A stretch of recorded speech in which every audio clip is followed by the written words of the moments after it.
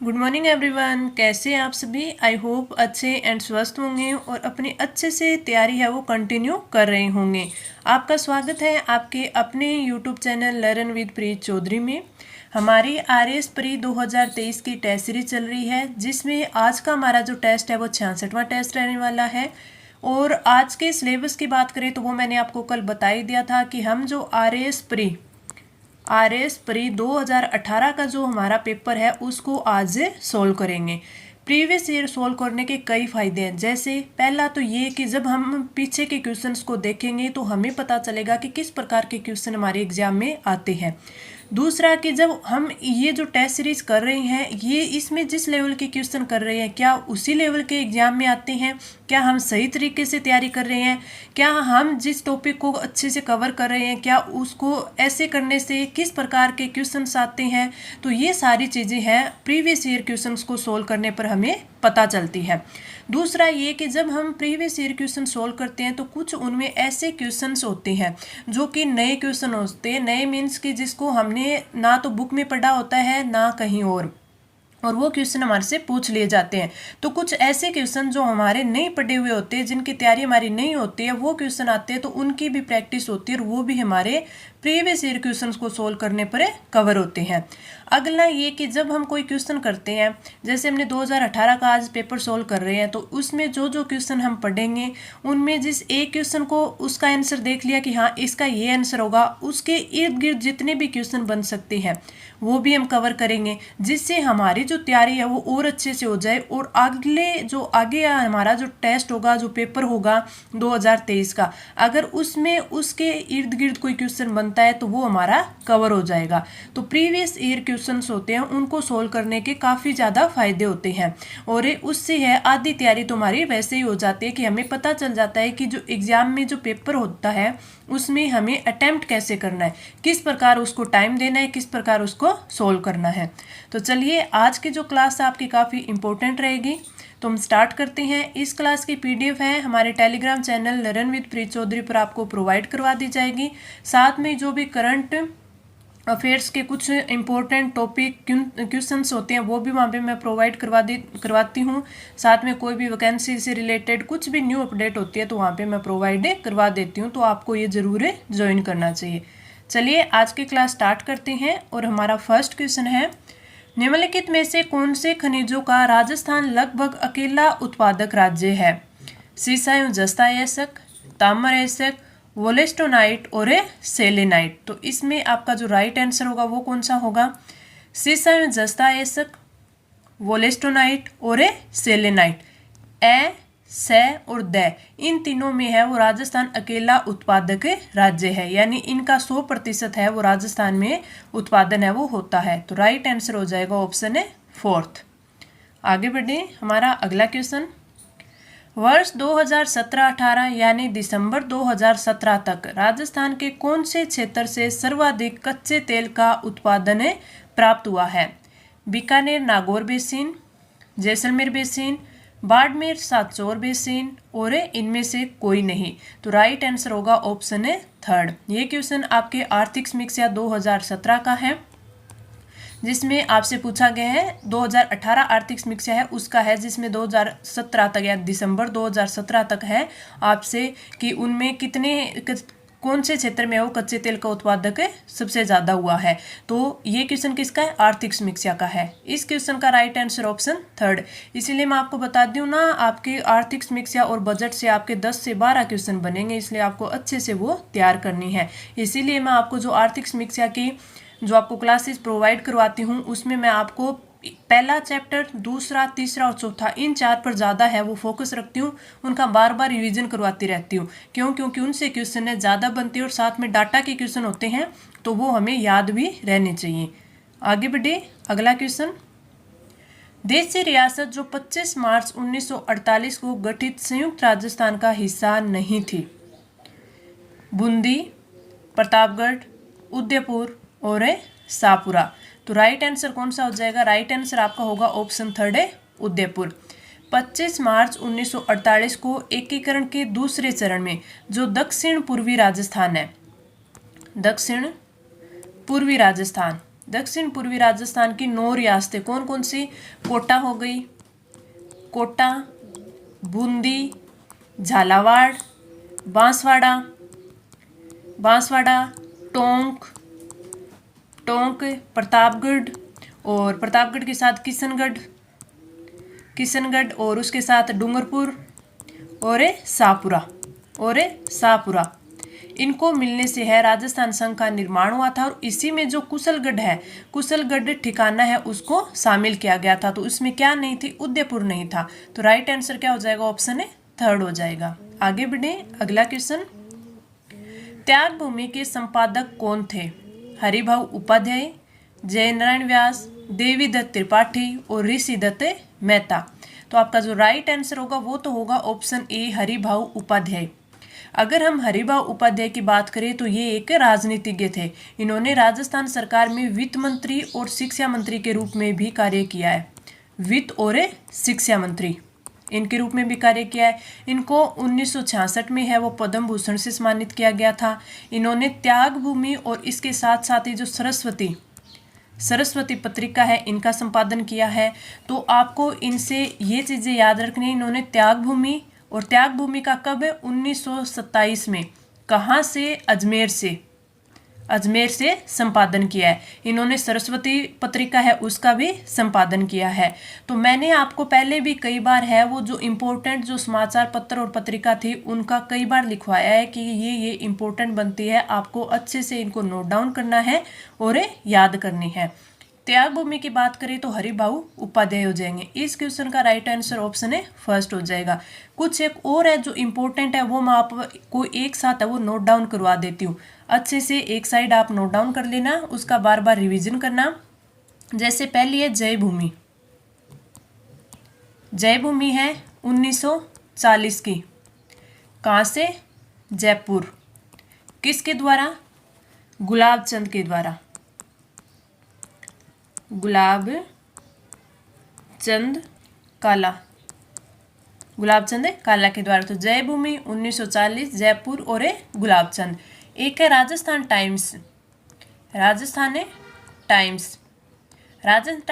जो टाइम्स है ये 1941, ये भी जयपुर से। और जो पंडित वासुदेव शर्मा है उनके द्वारा, इनके द्वारा। ये काफ़ी इम्पोर्टेंट है तभी मैं आपको लिखवा रही हूँ, क्या पता इनसे अगले में आ जाए। अगली सेवक, ये 1929 से 30 में। कहाँ से? अजमेर से। और किन के द्वारा?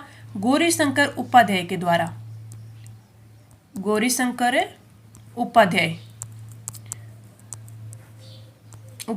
द्वारा। तो 1, 2 और 3, जय भूमि गुलाबचंद काला, राजस्थान टाइम्स पंडित वासुदेव शर्मा, सेवक गौरीशंकर उपाध्याय। अगले की बात करें तो अगली है हमारी प्रभात कब? 1932 में। कहाँ पर? बांसवाड़ा। किसके द्वारा? इसमें दो है, एक तो सिद्धराम ढड्डा और दूसरे कौन है? सत्यदेव विंधालकर। अगले की बात करें तो अगले है आगीबाण। आप सभी को पता है आगीबाण कब? 1932 में। कहाँ से? ब्यावर से। किनके द्वारा? जयनारायण व्यास जी के द्वारा।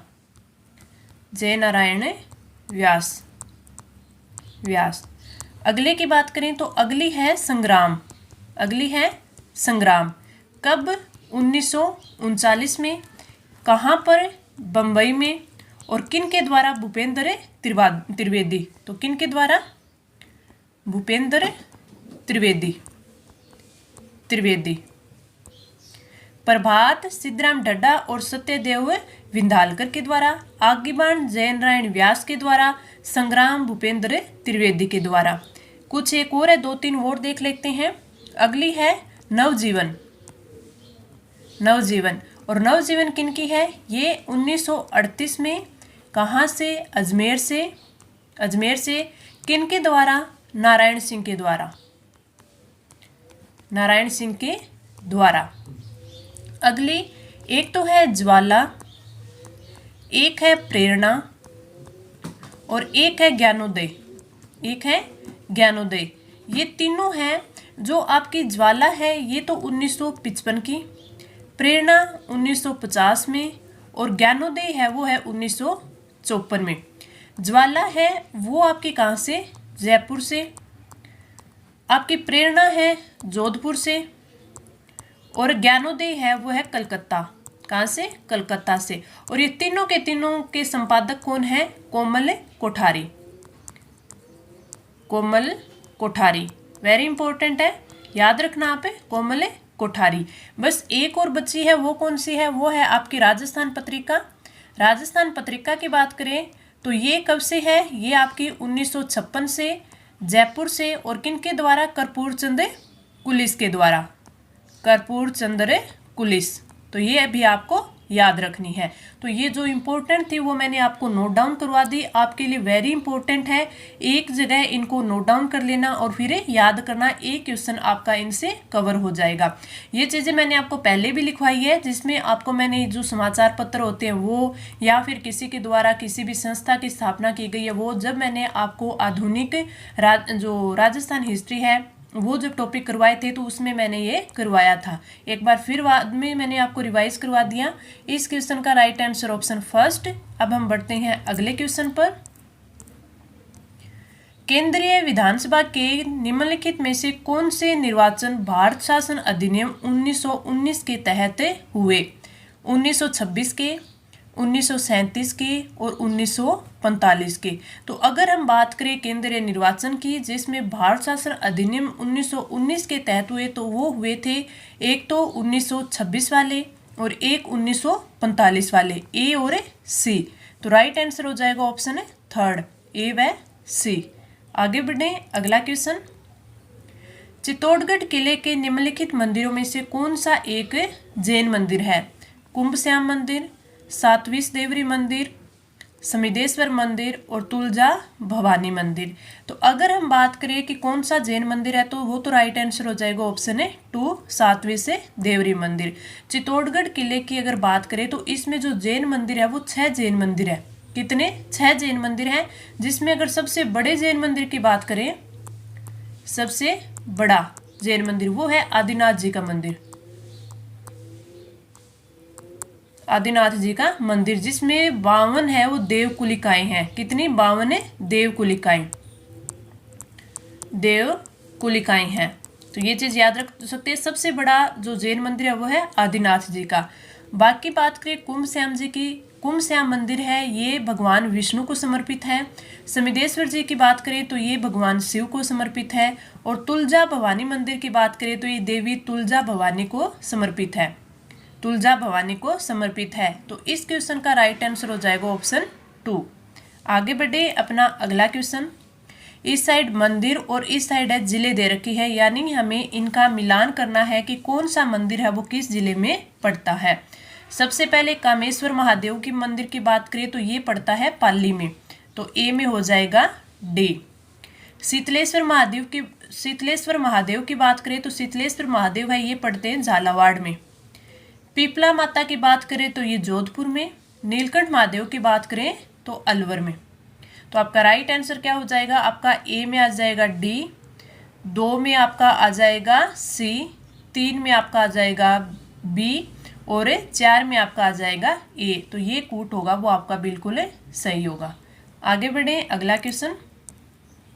निम्नलिखित में से कौन सा चित्रकार है वो अलवर शैली की चित्रकला से संबंधित नहीं है, जमुनादास, बक्साराम, नानक राम और नंदराम। तो राइट आंसर होगा ऑप्शन थर्ड है नानक राम। मैंने कुछ आज से 3-4 दिन पहले जो टेस्ट लिया था उसमें मैंने आपको जो इम्पोर्टेंट चित्रकार थे उनके नाम है वो लिखवाए थे कि कौन कौन सी चित्रकला शैली है उनसे पूछे जाते हैं। जैसे मैंने अलवर के सबसे ज़्यादा उसमें लिखवाए थे कि अलवर शैली है उसके सारे के सारे जो चित्रकार है वो वेरी इंपॉर्टेंट है, काफ़ी बार एग्जाम में पूछ लिए जाते हैं।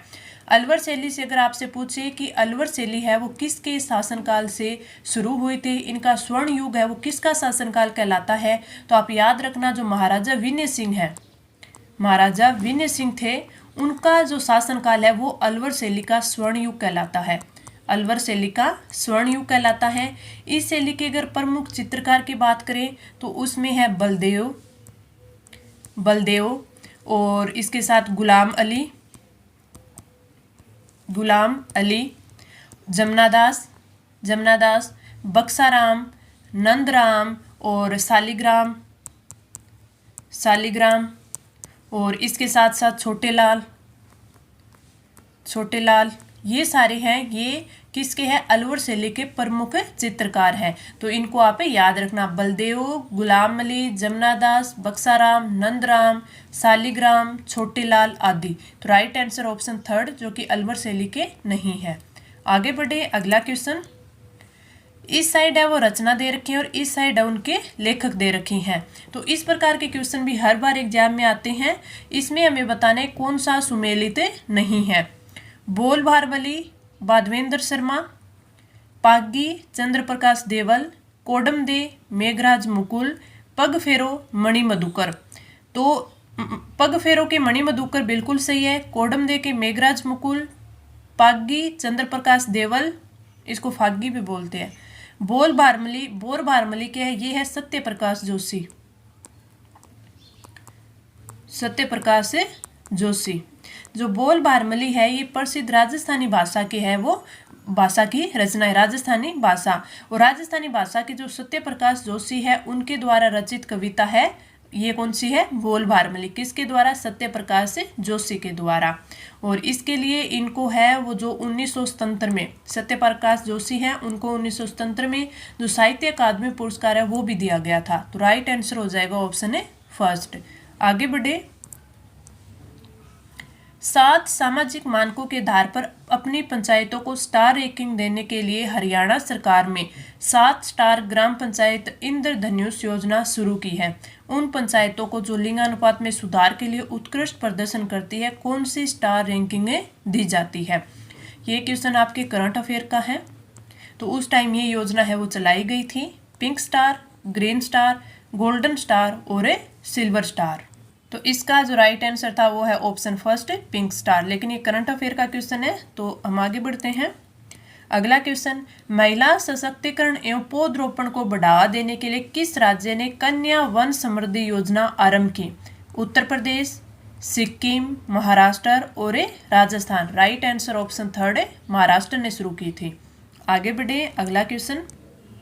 हाल ही में पूर्वोत्तर राज्यों में से एक राज्य की राजधानी को आवास और शहरी मामलों के मंत्रालय द्वारा 100वां स्मार्ट सिटी घोषित किया गया है, वह राज्य कौन सा है? मिजोरम, मेघालय, नागालैंड और मणिपुर। तो राइट आंसर होगा ऑप्शन 2, मेघालय। अब आप कमेंट करके बताना कि 100वां जो स्मार्ट सिटी है वो कौन सा है। 100वां स्मार्ट सिटी है वो कौन सा है जो कि आपके इस मेघालय का है, आप कमेंट करके बताना। आगे बढ़ते हैं, अगला क्वेश्चन। भारत के संविधान के अनुच्छेद 368(2) के उपबंधों के तहत यदि कोई विधेयक भारत की संसद द्वारा पारित होने के पश्चात राजस्थान विधानसभा के पास संकल्प द्वारा अनुसमर्थन के लिए आता है तो विधानसभा संकल्प पारित कर सकती है, विधानसभा संकल्प अस्वीकार कर सकती है और ऐसे संकल्प में कोई संशोधन प्रस्तावित नहीं किया जा सकता। सही उत्तर का चयन करना है, कूट से कीजिए। तो आपका जो राइट आंसर होगा वो आपके ये कथन ए भी है कि विधानसभा वो संकल्प पारित भी कर सकती है, अस्वीकार भी कर सकती है, लेकिन इस संशोधन में कोई संशोधन है वो प्रस्तावित नहीं किया जा सकता। यानी जो संकल्प है वैसा का वैसा रहेगा। अपनी राजस्थान विधानसभा उसमें कोई भी संशोधन प्रस्तावित नहीं कर सकती। तो इसमें तीनों कथन सही दे रखे हैं, तो राइट आंसर हो जाएगा ऑप्शन है फोर्थ, ए, बे और से। Right answer option fourth. आगे बढ़े। निम्नलिखित में कौन सा अधिनियम नियम राजस्थान में ग्राम सभा की संयुक्त बैठकों का प्रावधान करता है? राजस्थान पंचायती राज अधिनियम 1994, राजस्थान पंचायती राज नियम 1996, राजस्थान पंचायती राज का अनुसूचित क्षेत्रों में लागू होने के संबंध में अधिनियम 1999 और राजस्थान पंचायती राज नियम 2011। तो संयुक्त बैठकों का प्रावधान करता है, तो राइट आंसर ऑप्शन है फोर्थ, राजस्थान पंचायती राज अधिनियम 2011। Right answer option fourth. अगला क्वेश्चन। 2011 की जनगणना के अनुसार राजस्थान के किन जिलों में अनुसूचित जनजाति की जनसंख्या का प्रतिशत उनकी कुल जनसंख्या में न्यूनतम है? सीकर और धौलपुर, झुंझुनू और चूरू, बीकानेर और नागौर, गंगानगर और हनुमानगढ़। तो राइट आंसर होगा ऑप्शन थर्ड। बीकानेर और नागौर है, उनकी जो अनुसूचित जनजाति है उसकी जनसंख्या प्रतिशत उनकी जो कुल जनसंख्या है उससे कम है। तो राइट आंसर हो जाएगा ऑप्शन है थर्ड। अगर हम बात करें कि जो राज्य की अनुसूचित जनजाति है उसका राज्य की कुल जनसंख्या से जो अनुपात है वो है 12.6%। तो ये कुल जनसंख्या की कितनी है? 12.6% अपने राजस्थान की। राजस्थान का अनुसूचित जनजाति में कौन सा स्थान है? 12वां स्थान है। तो आप याद रख सकते हैं 12.6 राजस्थान की जनसंख्या का है, राजस्थान का 12वां स्थान है। अगर हम देखें तो हमारे राजस्थान में मीणा और भील दोनों मिलाकर कितने हैं? 93% है। कितने? 93। यानी अनुसूचित जनजाति का, राजस्थान की अगर अनुसूचित जनजाति की जनसंख्या देखें तो उसमें सर्वाधिक किसके है? मीणा और भील है। टोटल का 93% है वो भील है। बाकी 6.6% है वो बाकी की जो बच गई कौन कौन सी? जैसे गरासिया होगी, डामोर होगी, डंका हो गई और सैरिया हो गई। ये कुल एसटी आबादी का कितना है? 6.6% है। तो ये भी चीजें आप थोड़ा ध्यान रखना, ऐसे भी क्वेश्चन पूछा जा सकता है। तो हमें याद रखना है कि राजस्थान की जनसंख्या का 12.6% है, राजस्थान का एसटी में 12वां स्थान है और टोटल का जो मिलाकर है वो मीणा और भील का है वो कितना है? 93% है। बाकी के गरासिया हो गए, डामोर हो गए, डांका हो गया, सैरिया होंगे, ये कितना है? 6.6% है। इस क्वेश्चन का राइट आंसर ऑप्शन थर्ड। आगे बढ़े अपना अगला क्वेश्चन। पचपदरा बाड़मेर में प्रस्तावित ऑयल रिफाइनरी किसका संयुक्त उपक्रम है? ONGCL एवं भारत सरकार, OIL एवं राजस्थान सरकार, HPCL एवं भारत सरकार, HPCL एवं राजस्थान सरकार। तो राइट आंसर ऑप्शन है फोर्थ। इससे बहुत बार क्वेश्चन है वो आए हैं। HPCL और राजस्थान सरकार, इसमें ये तक पूछा गया है कि इसमें है वो कितना आपका है वो व्यय किया गया था, राजस्थान सरकार की हिस्सेदारी कितनी है, HPCL की हिस्सेदारी कितनी है, ऐसे भी क्वेश्चन इनसे पूछे गए थे। तो राइट आंसर ऑप्शन फोर्थ। अगला क्वेश्चन, इस साइड जिला और इस साइड शुभंकर दे रखे हैं, हमें बताने कि कौन सा सुमेलित नहीं है। भीलवाड़ा की बात करें तो भीलवाड़ा का क्या है? मोर है। चूरू की बात करें तो काला हिरण, बिल्कुल सही। सवाईमाधोपुर की बात करें तो शेर, और अगर जैसलमेर की बात करें तो गुडावण। तो इसमें जो गलत दे रखा है वो दे रखा है ऑप्शन है थर्ड। सवाईमाधोपुर का क्या है? बाघ, इसने दे रखा है क्या दे रखा है? शेर। तो राइट आंसर ऑप्शन है थर्ड। कुछ एक इंपॉर्टेंट और है, जैसे भीलवाड़ा का मोर है लेकिन जो अजमेर है, अजमेर का क्या है? खड़मोर। अजमेर का क्या है? खड़मोर।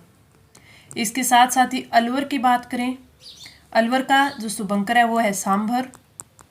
सांबर। भीलवाड़ा की बात करें तो उसका क्या है? मोर है। बाड़मेर की बात करें तो मरु लोमड़ी। बाड़मेर है मरु लोमड़ी, मरु लोमड़ी। इसके साथ साथ भरतपुर की बात करें तो सारस। भरतपुर की बात करें तो सारस और बीकानेर की बात करें तो बीकानेर का भटतितर। और इसके साथ साथ ही बूंदी की बात करें, बूंदी की तो बूंदी का क्या है? सुरखाब, इंपॉर्टेंट है सुरखाब। और बारां की बात करें तो मगरमच्छ, बारां की बात करें तो मगरमच्छ।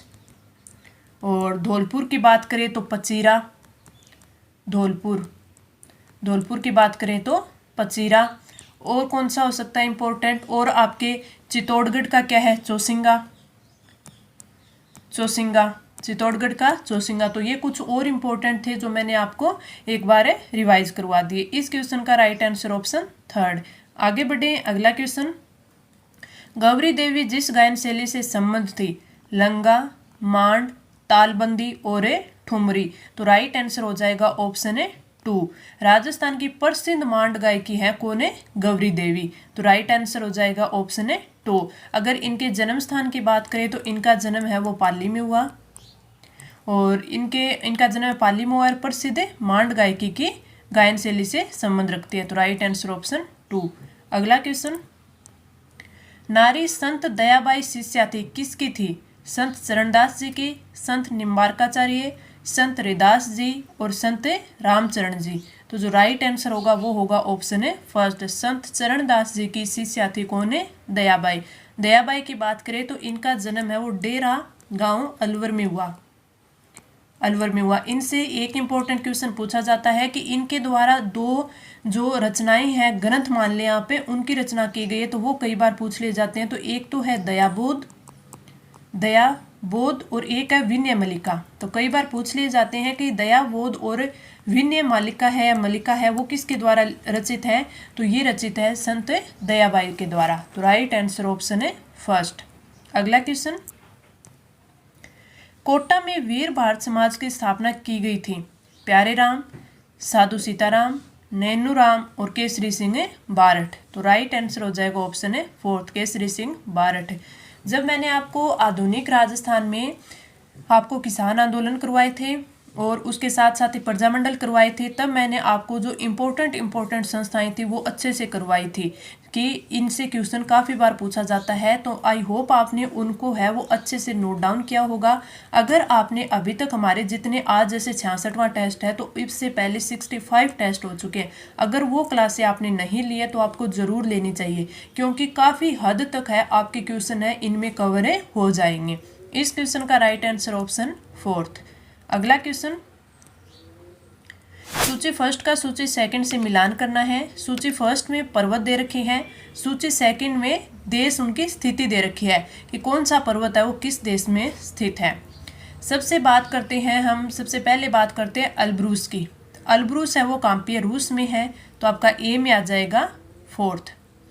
किलिमंजारो है वो तंजानिया में है, तो बी में थर्ड। माउंट कुक की बात करें तो माउंट कुक आपके न्यूजीलैंड में, तो आपका फर्स्ट। और मैकिनले की बात करें तो ये आपके संयुक्त राज्य अमेरिका में, तो आपके ए में आ जाएगा फोर्थ, बी में आपका आ जाएगा थर्ड, सी में आपका आ जाएगा फर्स्ट और डी में आपका आ जाएगा सेकंड। तो ये आपके कूट होगा वो राइट होगा, इसको आपको राइट क्लिक करना है। इसी प्रकार जब मैंने आपको वर्ल्ड हिस्ट्री के क्वेश्चन करवाए हैं तो ये करवाए हैं, उनमें मैंने आपको जैसे पर्वत पठार हो गए, पर्वतों के बारे में करवाया है, पठार हो गए उनके बारे में करवाया कि ये पठार कौन से क्षेत्र में स्थित है, किस चीज़ के लिए, किस खनिज के लिए प्रसिद्ध है। साथ में मैंने आपको औद्योगिक प्रदेश करवाए हैं या फिर नहरें हैं वो करवाई हैं, जो जिले हैं वो करवाई हैं मैंने वर्ल्ड हिस्ट्री में। इन्हीं से क्वेश्चन है वो पूछे जाते हैं। तो आप पीछे वाले जो टेस्ट हैं उनमें मैंने आपको वर्ल्ड हिस्ट्री काफ़ी हद तक कवर करवाई है, तो वो क्लासें आपको ज़रूर देखनी चाहिए।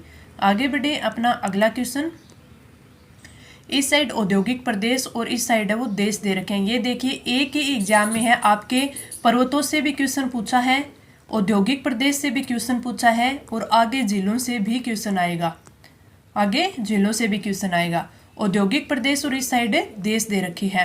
हमें देखना है कि इनमें कौन सा गलत दे रखा है।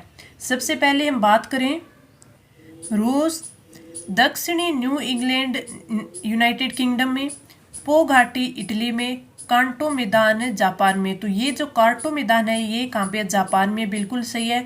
दक्षिणी न्यू इंग्लैंड यूनाइटेड किंगडम में, ये भी बिल्कुल सही है। लेकिन पो घाटी है वो इटली में नहीं है, पो घाटी इटली में नहीं है। तो राइट आंसर क्या होना चाहिए, ऑप्शन थर्ड। नहीं, आपका ये तो नहीं, ये नहीं होगा। आपका जो राइट आंसर वो होगा ऑप्शन है 2। अब दक्षिणी न्यू इंग्लैंड, एक बार मैं भी कंफ्यूजन है, न्यू इंग्लैंड करके यूनाइटेड किंगडम नहीं करना है। हमारा जो राइट आंसर होगा वो होगा ऑप्शन 2। दक्षिणी न्यू इंग्लैंड जो औद्योगिक प्रदेश है वो यूनाइटेड किंगडम में नहीं है, पो घाटी तो इटली में ही है। तो ये तो बिल्कुल सही है, लेकिन हमारा जो राइट आंसर होगा ऑप्शन है 2 होगा। इस प्रकार आपको भी कंफ्यूज नहीं होना है कि हाँ यहाँ पे दक्षिणी न्यू इंग्लैंड दिख रहा है तो हाँ ये यूनाइटेड किंगडम का हो सकता है। तो इस प्रकार कंफ्यूजन वाले क्वेश्चन हो तो उनको या तो एक बार के लिए आप छोड़ें या फिर उनको अच्छे से पढ़ें और फिर उनका राइट आंसर करें। तो राइट आंसर हो जाएगा ऑप्शन है 2। आगे बढ़े, अपना अगला क्वेश्चन, इस साइड है वो नहर दे रखे हैं सूची फर्स्ट में और सूची सेकंड में है वो दे रखा है कि ये नहरें हैं वो किसको किस से जोड़ती हैं या फिर किसको किससे अलग करती हैं। तो इसमें बता रखा है जोड़ती हैं, तो हमें बताना है सबसे पहले कील नहर। तो कील नहर की बात करें तो ये जो एस्चुरी और बाल्टिक सागर है उनको जोड़ती है, यानी आपका ऑप्शन है 2। एल्ब ज्वारनमुखी एस्चुरी व बाल्टिक सागर को जोड़ती है, तो ए में तो आपका 2 आ जाएगा। सू नहर की बात करें तो सू नहर सुपीरियर झील और जो ह्यूरोन झील है उनको जोड़ती है। तो इसमें आपका आ जाएगा ऑप्शन है फोर्थ है। जो सू नहर है ये जो अपनी 5 जो महान झीलें बताई जाती हैं, जैसे आपके सुपीरियर झील, ह्यूरोन झील, ईयू झील, तो ये होती हैं, तो इनमें ये है। तो जो सू नहर है वो सुपीरियर झील और ह्यूरोन झील को जोड़ती है। तो आपका बी में फोर्थ आ जाएगा। पनामा नहर की बात करें तो अटलांटिक और प्रशांत महासागर को जोड़ती है, तो इसमें थर्ड ही आ जाएगा। अटलांटिक महासागर और प्रशांत महासागर को जोड़ती है। और स्वेज नहर भूमध्य सागर व लाल सागर को जोड़ती है। तो इसमें आपका ए में आ जाएगा सेकंड, बी में आ जाएगा फोर्थ, सी में थर्ड और डी में फर्स्ट आ जाएगा। ये कूट है आपका बिल्कुल सही होगा। तो राइट आंसर ये हो जाएगा। आगे बढ़े, अगला क्वेश्चन। निम्नलिखित में से कौन सी पर्वतीय चोटी पूर्वी घाट में अवस्थित है नहीं है? गलीकांडा, सलहेर, सिकरामगट्टा और मादुगला कोंडा। तो जो आपका राइट आंसर होगा वो होगा ऑप्शन 2 सलहेर। सलहेर है ये महाराष्ट्र के नासिक में पड़ती है, महाराष्ट्र के नासिक जिले में पड़ती है। ये जो स्थल है ये जो ये सह्याद्री पर्वत है उसका सबसे ऊंचा है। जो सह्याद्री पर्वत है, सह्याद्री पहाड़ है या पर्वत बोल दे तो पहाड़ों में सर्वाधिक ऊंचा जो स्थल है वो है सलहेर। और महाराष्ट्र में जो कलसुबाई है उसके बाद 1567 मीटर की ऊंचाई पर दूसरी सबसे ऊंची चोटी है। किसके बाद है? कलसुबाई के बाद, कलसुबाई उनके बाद। और ये पश्चिमी घाट की 32वीं सबसे ऊंची चोटी है। पश्चिमी घाट की कौन सी? 32वीं। तो हमें बताना है पूर्वी घाट में स्थित नहीं है। क्यों? क्योंकि ये पश्चिमी घाट में स्थित है। तो आप बताना कि जो सलहेर है ये महाराष्ट्र के नासिक जिले में स्थित है। ये जो स्थल है ये सह्याद्री पहाड़ों में सबसे ऊंचा किला मान ले वो है। और महाराष्ट्र में कलसुबाई के बाद 1567 मीटर की ऊंचाई पर दूसरे सबसे ऊंची चोटी है। और पश्चिमी घाट की 32वीं चोटी है, 32वीं सबसे ऊंची चोटी है। तो राइट आंसर ऑप्शन है 2 हो जाएगा। आगे बढ़े, अगला question. Bharat electronic limited BEL और इसरो के सहयोग से बनता है। कृषि प्रौद्योगिक, गैस और सेल, परमाणु तकनीक और सीडैक। राइट आंसर ऑप्शन है 2। जो आपके गैल्शियम आर्सेनाइड है वो जो फोटोवोल्टिक अनुप्रयोग है में उनके यूज की जाने वाली जो सबसे लोकप्रिय सेमीकंडक्टर सामग्री है वो यहाँ से बनती है। तो राइट आंसर ऑप्शन है 2 हो जाएगा। आगे बढ़े, अपना अगला क्वेश्चन। एक चीज आपको पता होगी कि जो ये GaAs है तो Ga इसको किससे बोलते हैं? इसे बोलते हैं आपके गैलियम। इसे क्या बोलते हैं? गैलियम। और As है इसको किससे जो डिनोट करते हैं? इसको आर्सेनिक। तो ये हो गया आर्सेनाइड। तो आपको याद रखना है कि आपके भारत इलेक्ट्रॉनिक लिमिटेड और इसरो के सहयोग से जो बनता है वो है जो GaAs सौर सेल होता है, यानी आपके गैलियम आर्सेनाइड फोटोवोल्टिक अनुप्रयोगों के लिए। तो इसका राइट आंसर ऑप्शन है 2 हो जाएगा। आगे बढ़े, अगला क्वेश्चन। स्थानांतरित कृषि का नाम दे रखा है और इस साइड राज्य दे रखा है। हमें बताना है कौन सा सुमेलित है वो नहीं है। सबसे पहले दे रखा है पोंडू, ये उड़ीसा में, तो बिल्कुल सही है। जो स्थानांतरित कृषि पोंडू है उसे उड़ीसा में क्या बोला जाता है? पोंडू बोला जाता है। दूसरा मानसा हिमाचल प्रदेश, पोन्नम केरल, बिल्कुल सही है। झूम असम में, बिल्कुल सही है। राइट आंसर होगा ऑप्शन 2 जो कि असुमेलित दिया हुआ है। आगे बढ़े, अगला क्वेश्चन। इस साइड भारत में संरक्षित क्षेत्र और इस साइड संख्या दे रखी 2018 में कितनी थी? 2018 में कितनी थी? अब आपको इसमें याद क्या करना है कि 2023 में इनकी संख्या कितनी है। सामुदायिक रिजर्व है वो 2018 में कितने थे? तो सामुदायिक जो रिजर्व है वो कितने थे? 46 थे। तो सामुदायिक रिजर्व कितने हो गए? 46 हो गए।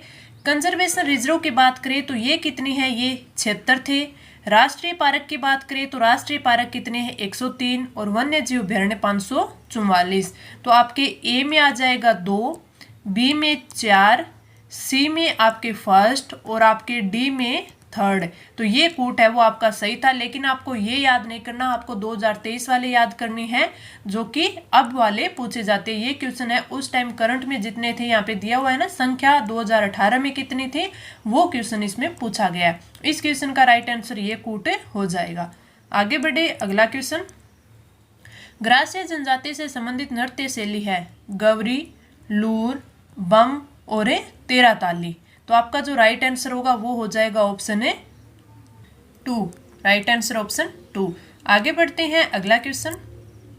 सूची फर्स्ट को सूची सेकंड से है मिलान कीजिए और नीचे दिए गए कूट से उत्तर का चयन कीजिए।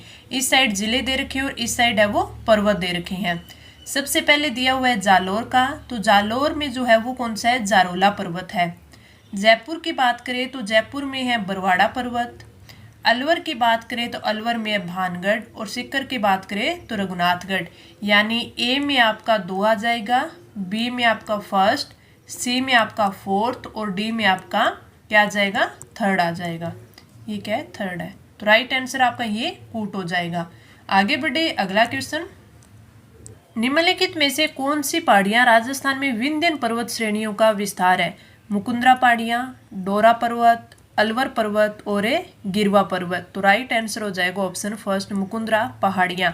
जो विंध्याचल या विंध्य श्रेणी है वो पश्चिमी मध्य भारत में वंद पर्वत श्रृंखलाओं, द्वीपों, पठारों और पहाड़ी श्रृंखलाओं की एक जटिल प्रणाली है। तो राइट आंसर हो जाएगा ऑप्शन है फर्स्ट। आगे बढ़े अगला क्वेश्चन। इस साइड है सूची फर्स्ट में मुख्य सिंचाई परियोजनाएं दे रखी हैं और इस साइड है सिंचाई सुविधाओं से लाभान्वित जिले दे रखे हैं। हमें मिलान करना है कि ये परियोजना है वो कौन कौन से जिलों में संचालित है। सबसे पहले बात करें सिद्धमुख परियोजना की, तो ये हनुमानगढ़ और चूरू में है। तो हनुमानगढ़ और चूरू यानी फोर्थ। नर्मदा परियोजना की बात करें तो ये जालोर और बाड़मेर 2 ही जिलों में है। तो जालोर और बाड़मेर फर्स्ट आ जाएगा। जवाई परियोजना की बात करें तो ये पाली, जालोर और जोधपुर। तो राइट 2 आ जाएगा। जाखम परियोजना प्रतापगढ़ की, तो उदयपुर और प्रतापगढ़। यानी आपके ए में फोर्थ हो जाएगा, बी में आपका फर्स्ट, सी में आपका 2 और डी में आपका थर्ड। ये जो कूट होगा वो आपका बिल्कुल सही हो जाएगा। आगे बढ़े अगला क्वेश्चन। राजस्थान में मई जून महीनों में उत्पन्न होने वाले जो धूलभरी आंधियों के लिए उत्तरदायी है, क्या चीज उत्तरदायी है। कुछ स्थानों पर सैन्य धाराओं की उत्पत्ति, अरावली पहाड़ियां दक्षिण पश्चिम हवाओं के समांतर है और अति तिरोगामी पूर्वी हवाओं की उत्पत्ति। तो आपका जो राइट आंसर होगा वो होगा ऑप्शन ओनली ए, जो कथन है वो कि सैन्य धाराओं की उत्पत्ति। तो राइट आ जाएगा आपका ऑप्शन है फोर्थ, केवल ए सही दिया हुआ है। Right answer option fourth. अगला question. Gandhian constitution for free India किसने लिखी। अरुणा आसफ अली, अच्युत पटवर्धन, श्रीमन नारायण अग्रवाल और हुमायूं कबीर ने। तो आपका जो राइट आंसर होगा वो होगा ऑप्शन थर्ड, श्रीमन नारायण अग्रवाल ने Gandhian constitution for free India लिखी थी। तो राइट आंसर ऑप्शन है थर्ड। अगर श्रीमन नारायण अग्रवाल की बात करें तो ये गुजरात के जो पूर्व गवर्नर थे, कहाँ के, गुजरात के पूर्व गवर्नर थे। इन्होंने जो स्वतंत्र भारत का गांधीवादी संविधान है उसके अलावा 2 और लिखी थी। कौन कौन से, आप भले तो जग भला, आप भले तो जग भला, जग भला। एक तो ये लिखी थी, दूसरी इन्होंने लिखी थी महात्मा गांधी ए ऑटोमिक मेन। तो एक इन्होंने लिखी थी महात्मा गांधी दी एटोमिक मेन। तो अगर पूछ ले तो आप थोड़ा ध्यान रखना, बट ये उस टाइम की है। तो आपका राइट आंसर ऑप्शन थर्ड। आगे बढ़े अगला क्वेश्चन। निम्न में से कौन से कथन है वो सत्य है। संगमरमर विकास एवं संरक्षण नियमावली 2002, राजस्थान खनिज नीति 2015, जिला खनिज फाउंडेशन ट्रस्ट नियमावली 2016, राजस्थान अप्रधान खनिज रियायत नियमावली संशोधित मई 2016 तक। तो इसमें ही आपके चारों के चारों है वो कथन सही है। तो राइट आंसर ऑप्शन है फोर्थ आ जाएगा। आगे बढ़े अगला क्वेश्चन। जनगणना 2011 के अनुसार क्रमशः भारतीय और राजस्थान की नगरीय जनसंख्या का प्रतिशत क्या है। हमें बताना है कि जो भारत और राजस्थान की नगरिया, कि भारत की नगरिया और राजस्थान की नगरिया। तो भारत की नगरिया वो तो है 31.15% और राजस्थान की नगरीय जनसंख्या है वो है 24.87%। तो ये ऑप्शन में आपके ऑप्शन है फोर्थ है, 31.15% और 24.87%। राइट आंसर ऑप्शन है फोर्थ आ जाएगा।